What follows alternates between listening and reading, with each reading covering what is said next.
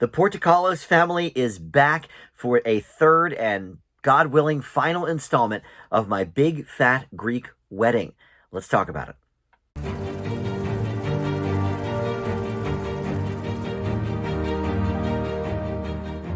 Hey guys, Dan here. This is Dan Reviews It. Welcome to my spoiler-free review for the new film, My Big Fat Greek Wedding 3. This is in theaters right now, and I didn't even realize really until about a month ago that they had made this thing, but I saw a poster or a standee or something in my local theater and thought, okay, well, they're going to keep this train going, I guess. So this one written and directed by Nia Vardalos herself, the lead. And she wrote the other two films, but they were both directed by two different people. But she plays, of course, Toula, and she directs this movie as well. I don't know if she's directed any feature films before. I know she's written a few different things, or co-wrote some different things over the years. But in terms of these characters, this is really her story, her baby. She's written all three of these, but this is the first time she's in the director's chair for one of the films. But listen, before we launch into all of this, let me welcome you into Dan Reviews It. Thank you for finding this video. We've got a ton of great TV and movie reviews for you to check out, and I try to post something new just about every day for you, so lots to check out always here on the channel. Please consider subscribing down below, like this video, share it on your socials, and comment. All that stuff, of course, is great for the channel, and I certainly do appreciate the support. All right, so the first installment of this series is fantastic. It's, really one of my favorite romantic comedies of all time. In fact, I did a long-form review video of that last year when I was still doing my Dan's Big Movie series. We would pick an anniversary movie, and so for the 20th anniversary, my buddy Joe and I did My Big Fat Greek Wedding. We paired it with the Full Monty because these are the two, which that was also an anniversary, I think the 25th. But these are the two highest grossing independent comedies of all time in terms of, budget versus what it made. And, that first one was such a runaway success for Big Fat Greek Wedding. So they made a TV show not too long afterwards with a lot of the same people. I believe, if memory serves, John Corbett did not star in the TV show. There was a different husband, which I think probably maybe, threw some people off and contributed to its lack of success. But he did return for the second film in the franchise, which was from 2016. I had to look back on my grades for that one because I don't really remember it very fondly. I just, not that it was horrible, I just remembered it being such a letdown from the original and rather bland and, very safe. And I think my grade does reflect that. I gave it a C+ at the time. I would probably even reduce that at this point maybe to a C. But anyway, so for the third installment, the whole family goes actually to Greece for a family reunion. So the patriarch of the family has passed away, Gus. And he was played by Michael Constantine. He died just a couple of years ago, and I think Big Fat Greek Wedding 2 was actually his last film. But he died at some point during the pandemic. I don't know if it was COVID related, but a couple of years ago. So he obviously is not in this installment, and this is sort of, a tribute kind of to that character. Toula wants to go to Greece and, meet some of his old friends and really, find out where she comes from and where this whole family history comes from. So a lot of people along for the journey in sort of varying degrees of screen time.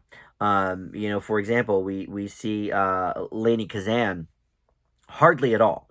And she is, wonderful, of course, but I'm not sure if the actress herself is ill or something, but she has dementia, the character does, and in the first scene, there's like a few jokes, not necessarily poking fun at dementia, but I thought they were in sort of poor taste, and it sort of set off, this movie in not the best direction, I thought. But anyway, she's in it very sparingly. Joey Fatone, who I love as part of this ensemble, he is, of course, in sync, but he's in this, a little bit. But you've got Louis Mandylor, Andrea Martin, and of course John Corbett, reprising their pretty hefty roles for this one.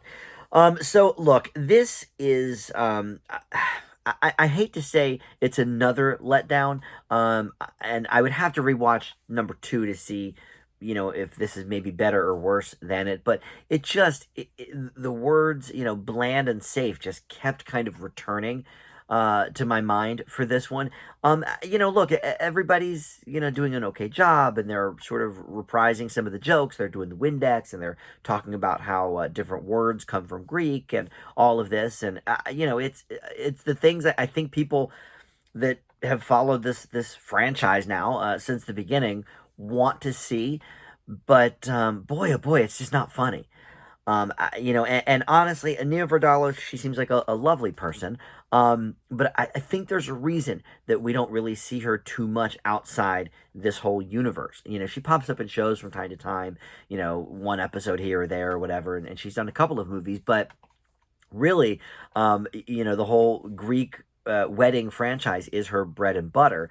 And the only other like major motion picture I can even think of that she had a big part in, she was, one of the stars of this was called My Life in Ruins, which she didn't write like she does these, but again, she plays this very Greek woman, and it takes place in Greece, and it's a cute title and everything, but the movie was horrible. I think I might have even failed it. She has her lane, and it's fine. I'm not sure how talented she is aside from all of that. Or maybe she's been so typecast because of this role, people maybe don't give her a chance. And I could be included in that, but I've never seen her in anything other than this franchise where she really kind of, wowed me. And she's, perfectly lovely back, in the lead's seat here. But as a director, I found it a bit lacking. When I think of a movie where everybody is going somewhere very fun and exotic and beautiful, we want to showcase that, right? And John Corbett's character, what's his name, Ian, the husband, he wants to do all of these things, and they'll be in the car, and he'll be like, oh, can we go see this, and oh, can we do that? Oh, no time for that. We're just going to go to see the family. And it's like, okay, but I feel like part of the joy in watching a movie like this, where these characters that you already know and love go to a nice locale, is to see the locale.